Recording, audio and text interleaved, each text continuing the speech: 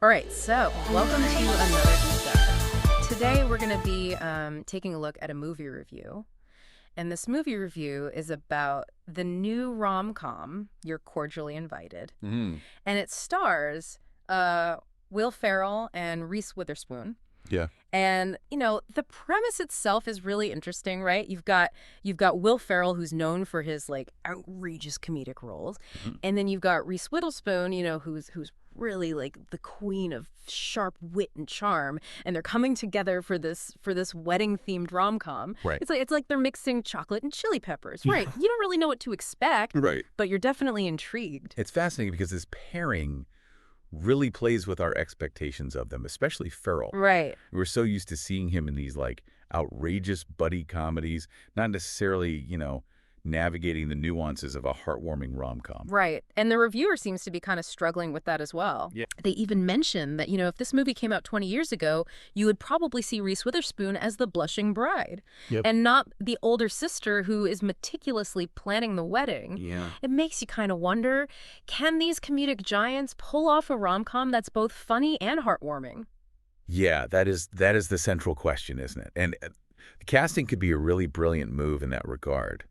Because by casting against type, you immediately create a sense of novelty. Right. So take Ferrell, for example. Yeah. Imagine him playing a grounded, slightly awkward single dad. Yeah. That unexpected contrast with his usual persona can be a source of humor in itself. Yeah. And it might even make us kind of, reevaluate our perception of him as an actor. It's like they're turning the whole rom-com formula a bit on its head, which could be really refreshing. Yeah. So before we kind of get into the nitty-gritty of the review, Yeah. for those who haven't read it, what's the basic setup of this movie? Okay, so picture this. You have two families, one idyllic wedding venue, and a reservation mishap that leads to, well, chaos. Yeah. The innkeeper dies before noting down the reservation, Wow. leaving both families convinced they have exclusive rights to the place. Okay. So it's classic rom-com fare, but with a slightly morbid twist, That sounds like a recipe for disaster and hopefully a lot of laughs. Right. The reviewer highlights this as well. They call it pitch black humor, they say. Yeah. So we've got the setup, we've got the unusual casting, but what about the rom-com elements themselves? Yeah. Like, is this movie a full-blown cliche fest, or is there something, a little more to it? Well, the reviewer does point out some familiar tropes. Okay. Talking cake disasters, awkward wedding toasts, and those inevitable moments of mistaken identity that lead to romantic tension. They even mention a scene where the entire cast breaks out into a rendition of Islands in the Stream. Oh, yeah. Remember that happening in Anyone But You with Unwritten? Oh, absolutely. It's like a rom-com checklist. Yeah. But sometimes those familiar elements can be kind of comforting. Yeah. It's almost like revisiting like a favorite childhood story. You know what I mean? That's the tricky thing about rom-com tropes. Right. They're predictable, sure. Right. But they often work because they tap into our desire for comfort and familiarity. Right. We find a certain pleasure in seeing those familiar scenarios play out, even if we can predict the outcome. It's like comfort food with Right. cinema. You kind of know what you're going to get, and sometimes that's exactly what you need. Right. But what really has me curious Yeah. is the dynamic between Ferrell and Witherspoon. Mm-hmm. Does their comedic chemistry sizzle or fizzle on screen, Well, the reviewer seems to think it sizzles. They specifically call out their dance floor sparring and their top this wedding toasts as being hilarious. They even use the word magic to describe their interactions. So I'm curious, how do you think their individual comedic styles complement each other? Yeah. Because Witherspoon is known for her quick wit and impeccable timing. Right. But Ferrell often embraces the absurd and physical comedy. Could that be a recipe for comedic gold? It has the potential to be a really interesting combination. Imagine Witherspoon delivering a perfectly timed deadpan line while Ferrell's in the background getting tangled up in the wedding decorations or trying to, perform an elaborate dance move or something. Yeah. I think that interplay between their styles could be really entertaining to watch. That visual alone is making me want to see this movie. Right. But it's not just a two-person show, right? Yeah. What about the supporting cast? Do they kind of add to the comedic mayhem? Well, the reviewer actually sings the praises of the supporting cast, especially Celia Weston. as the hypercritical Southern matriarch. Apparently, she steals every scene she's in with her sharp tongue and overbearing personality. Ah, yes, the classic overbearing mother of the bride trope. Right. Staple of the genre for a reason. Exactly. The reviewer also mentions a drunk sister and a knuckle-dragging brother. Oh, yeah. So it sounds like a recipe for some wonderfully dysfunctional family dynamics.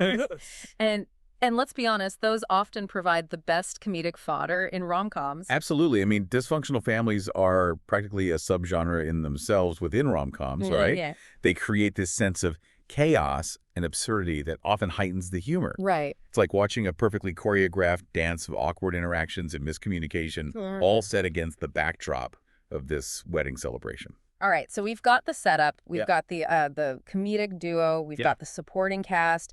It seems like this movie is ticking all the boxes for a classic feel-good rom-com. But, you know, if we're being honest here, we need to address the elephant in the room. Okay. Or should I say the awkward slow dance under the disco ball? You're referring to the ending. Yeah. Which seems to be the reviewer's main point of contention. Yes.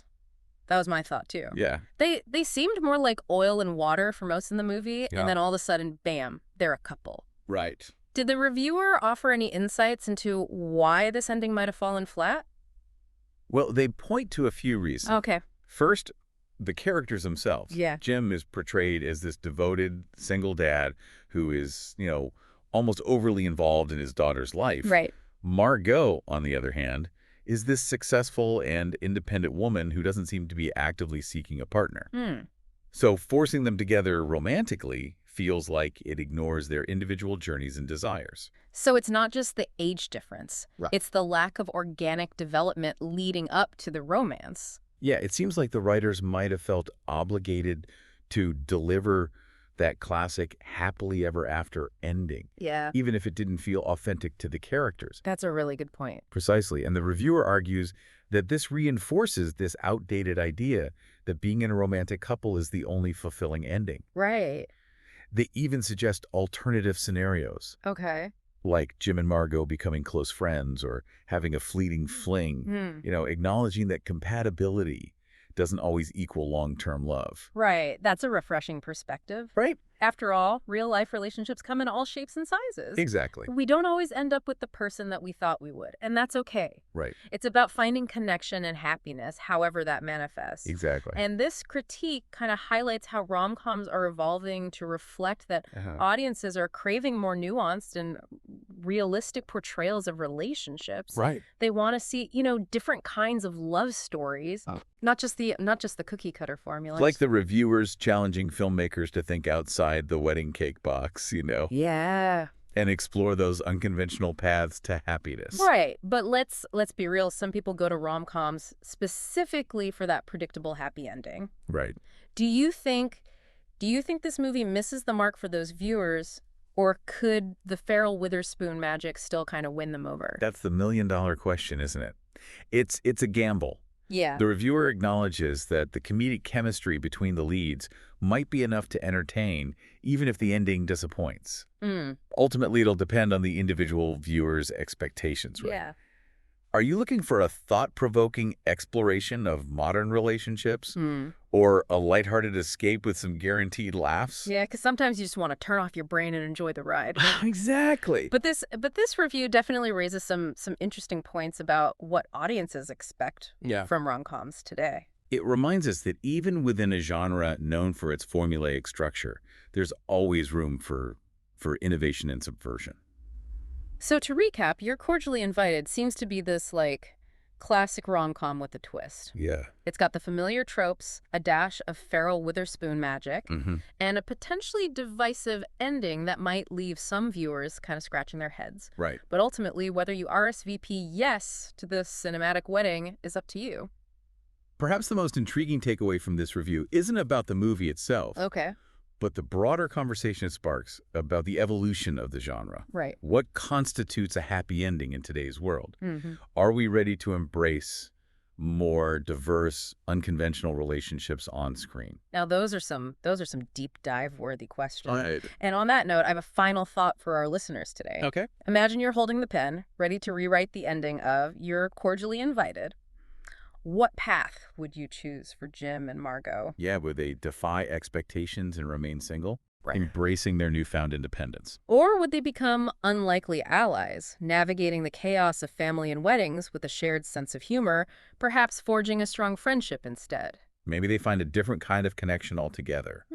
One that defies traditional labels and celebrates the complexities of human relationships. It's fascinating to think about. Right. And it really highlights how this seemingly lighthearted rom-com can spark some deeper reflections on societal norms and our own personal beliefs about relationships. Absolutely. This deep dive has definitely given me a lot to ponder. Yeah. It makes me wonder if the filmmakers intended to spark this kind of discussion with the ending, or if it was simply an attempt to subvert expectations that didn't quite land. It's hard to say for sure without knowing their intentions. Yeah.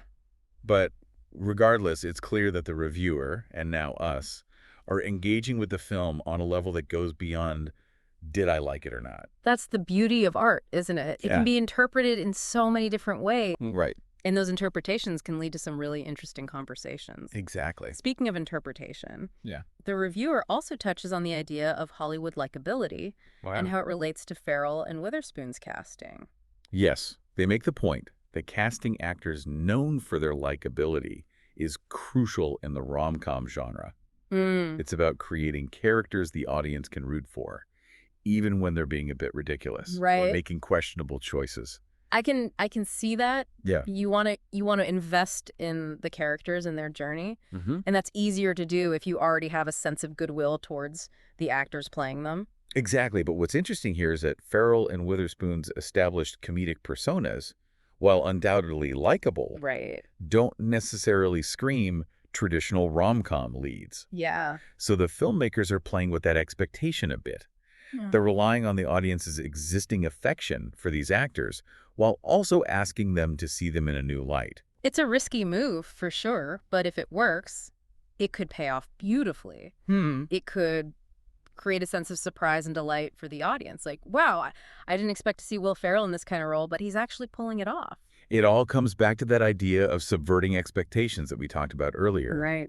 And it seems like the filmmakers are doing that on multiple levels, with the casting, the plot, and even the ending, though perhaps not as successfully in that last regard. Well, I suppose that's up for debate. Yeah. But even if the ending doesn't work for everyone, the fact that it's generating this level of discussion is intriguing in itself. It suggests that the filmmakers are at least trying to push the boundaries of the genre a bit. And that's always exciting to see. Whether it's a success or a misstep, experimentation is essential for any art form to evolve and remain relevant. Right. It keeps things fresh and challenges audiences to think differently. It's like they're saying, hey, we know you love rom-coms, but let's try something a little different here. Let's have some fun with the formula and see where it takes us. And who knows, maybe this will inspire other filmmakers to take similar risks and explore new possibilities within the genre. Maybe we'll see a wave of rom-coms with unconventional endings where the characters don't necessarily end up in a romantic relationship, but find happiness and fulfillment in other ways. Or maybe we'll see more unexpected casting choices, with actors stepping outside their comfort zones and surprising us with their range and versatility. The possibilities are endless, and that's what makes this whole conversation so exciting. Yeah. This one movie review has opened up a whole world of what-ifs and could-bes for the future of the rom-com genre. It's a reminder that even the most seemingly lighthearted and formulaic genres can hold a surprising amount of depth and potential for innovation. So, dear listener, what are your thoughts? Are you intrigued by this unconventional rom-com? Do you agree with the reviewer's critique? Yeah. Or do you think the Ferrell Witherspoon magic will overcome any shortcomings? And more importantly, what kind of ending would you write for your Cordially Invited? We encourage you to seek out the movie and form your own opinion. After all, the beauty of art is that it's subjective. Right. What resonates with one person might fall flat for another. And sometimes the most rewarding experiences come from engaging with art that challenges our expectations and sparks meaningful conversations. So go forth, dear listener, and dive deep into the world of You're Cordially Invited. We'll be here waiting to hear your thoughts. Exactly. Yeah. I mean, would they just be friends? you know? Right. Just friends. Like, would they kind of acknowledge that spark but decide to just, Yeah, or maybe they just kind of realize that they work better as friends, Right. as kind of, allies in this crazy world of weddings and family drama. exactly navigating that chaos together, but from a place of friendship, right? Right, with a shared sense of humor. Yes, exactly. I mean, maybe that's the real happily ever after. Maybe so. It's interesting to think about, right? It's like this rom-com that seems so lighthearted on the surface actually has like these deeper layers. Yeah. It makes you think about like what society expects of us and how we personally define happiness. Absolutely. It really has like has given me a lot to think about just from this one movie review. Yeah, me too. It makes me wonder if the filmmakers intentionally wanted to like spark this discussion with their choice of ending, or if it was just like a way to, kind of subvert expectations that maybe didn't quite work. It's hard to say for sure, without actually knowing their intentions. Right. But I think regardless of their intention, it's clear that, the reviewer and now us, I think, are engaging with the film. Yeah. On a level that goes beyond, did we like it or not? Yeah, that's the beauty of art, isn't it? Let's It, see. it it can be interpreted in so many different ways. Right. And it can spark like these really fascinating conversations. Exactly. I mean, I think that's what makes it so engaging. And speaking of interpretation, Yeah. the viewer also kind of touches on the idea of this idea of Hollywood likability and how it relates to Ferrell and Witherspoon's casting. Yeah, and I think they make a really interesting point, that casting actors that are known for their likability is crucial in the rom-com genre. Because it's about creating characters Right. that the audience can root for, even when those characters are being a bit ridiculous. Right. Or making questionable choices. Yeah, I can definitely see that. You want to invest in their journey. And if you already like the actor, Right, exactly. it makes it easier to like the character. But what's interesting here is that Ferrell and Witherspoon, their established comedic personas, while undoubtedly likable, don't necessarily scream like traditional rom-com leads. No, they don't. So I think the filmmakers are they're playing with that expectation a bit, Right. They're relying on the audience's existing affection for these actors, but they're also asking them to see them in a new light. Right. Yeah.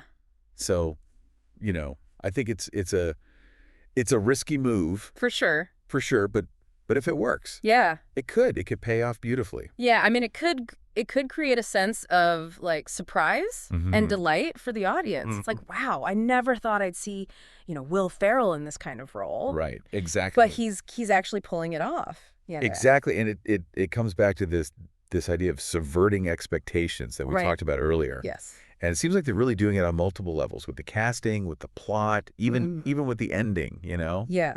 Even if it's not, successful. Right. Well, I guess that's up for debate. Right. But I think even if the ending doesn't work for everyone, the fact that it's generating this level of discussion is kind of fascinating in itself. I agree. It suggests that they are at least like trying to push the boundaries of the genre a bit. And I think that's what makes it so interesting. Yeah. That willingness to experiment.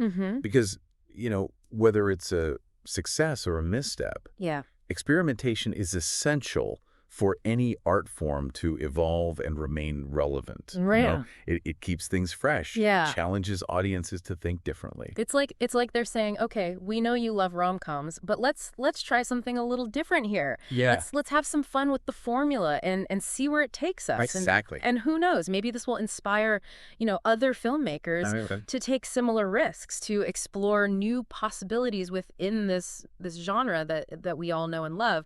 Maybe we'll see this whole wave of rom-coms with unconventional endings. Yeah. Where, the characters don't necessarily end up in this traditional romantic relationship. Right. But they find happiness and fulfillment in other ways, Or maybe we'll see, more of these unexpected casting choices. Yeah. With actors, stepping outside of their comfort zones and surprising us with their range and versatility. The possibilities are endless. I know, and that's what makes like this whole conversation so exciting. It really is. It's like this one movie review has opened up like a whole world of what ifs and could be's for the future of the rom-com genre. And I think it's a good reminder that even the most, seemingly lighthearted and formulaic genres can hold a surprising amount of depth and potential for innovation. So, dear listener, what are your thoughts on all this? Yeah. Are you intrigued by this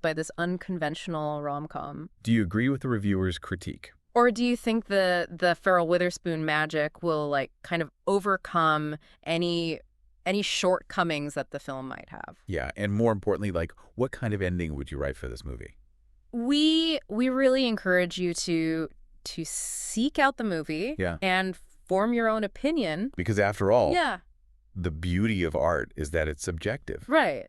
What resonates with one person might fall completely flat for another. And sometimes the most rewarding experiences come from engaging with art that, challenges our expectations and sparks, meaningful conversations. So go forth, dear listener, and dive deep into the world of You're Cordially Invited. We'll be here waiting to hear your thoughts. We'd love to hear what you think. And on that note, I think we've officially RSVP'd Yes. to this deep dive into You're Cordially Invited. Yeah. Even if we haven't seen the movie yet, we've definitely unpacked a lot. For sure. Just from this one review. Absolutely. It's amazing how one review can spark so much discussion. It really is. We've explored everything from the dynamics of the casting to the comfort of those rom-com tropes. Right. And even those evolving expectations of the genre. It really highlights the power of like a well-written critique to make us think more critically about the media that we consume. Exactly. It's not just about thumbs up or thumbs down. Yeah, right? yeah.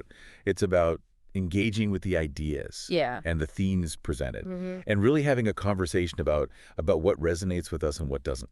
And in this case, the conversation extends beyond the movie itself. For sure. We're now pondering like the very definition of a happy ending and how that's portrayed in modern storytelling. I mean, it makes you wonder if You're Cordially Invited will be remembered as just another rom-com. Right. Or if it'll be seen as a film that, intentionally or not, kind of pushed the genre in a new direction. Only time will tell. Right. But I'm curious to see how audiences react to this unconventional pairing and the film's attempt to subvert expectations. Me too. And who knows, maybe this deep dive will inspire our listener to check out the movie and form their own opinion. Maybe they'll even be inspired to write their own alternative ending. Now, that would be a fun follow-up conversation. So to our listener, if you do see You're Cordially Invited, we'd love to hear your thoughts. Let us know. Did the Ferrell Witherspoon magic work for you?